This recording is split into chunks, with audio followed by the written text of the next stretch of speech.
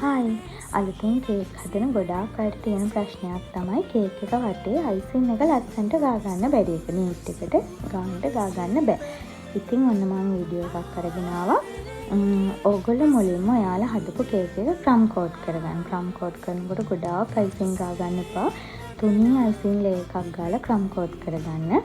ඊට පස්සේ final layer එක ගාගන්න. ෆයිනල් ලේයර් එක ගානකොට කේක් එකේ උඩත් වටේත් කියන දෙකේම ඔයාලා පයිපින් බෑග් එකක් පාවිච්චි කරලා එහෙම නැත්නම් මම මේ පැලට් නයිෆ් එකෙන් ගානවා වගේ අයිසින් ගාගන්න. එහෙම ගාලා පැලට් නයිෆ් එක පාවිච්චි කරලා මුලින්ම උඩ චුට්ටක් නීට් කරගන්න.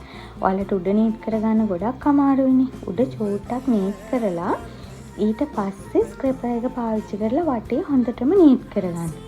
ඉරි නැති, පළුදු නැතිව ලස්සනට වටේ නීට් කරගන්න. එහෙම නීට් කරගත්තට පස්සේ ඔයාලගේ පැලට් නයිෆ් එක උණු වතුර හොඳට උතුරු කුණු වතුර භාජනයකට දාලා පැලට් නයිෆ් එකේ ස්ටීල් කෑල්ල පොඟවලා කේක් එක උඩ නීට් කරගන්න පුළුවන්. හැබැයි ඔයාලා පැලට් නයිෆ් එක උණු වතුරකට දැම්මහම උණු වතුර කියන්නේ වතුර තියෙද්දිම කේක් එක උඩ නීට් කරන්න යන්න එපා.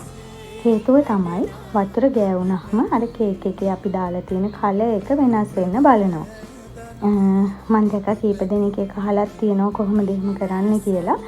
ඔයාලා උණු වතුර එක පෙඟෙව්වට පස්සේ ආපහු ගන්නකොට ටිෂු එක පිහලා ගන්න මම මේ කරන විදිහට. ඊට පස්සේ කේක් එක උඩ ලස්සනට නීට් එකට ඉරි නැතුව පැහැදිලි කේක් එකක් හදාගන්න පුළුවන්. try කරලා බලන්න, කමෙන්ට් එකකුත් දාන්න.